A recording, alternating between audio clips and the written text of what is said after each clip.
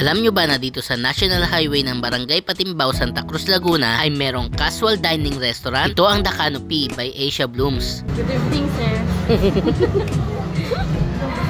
Mula noon hanggang ngayon, ang dami pa ring nakain dito. Ang sasarap at sobrang high quality kasi ng mga pagkain nila dito. Kaka-renovate lang pala nila. Nagulat talaga ako sa transformation ng kanilang restaurant. Isa to sa pinagdadalhan ko kapag may dumadating akong bisita. Paborito ko dito mula noon hanggang ngayon ang kanilang crispy pata. Ano naman yan? Nakapambahay na naman.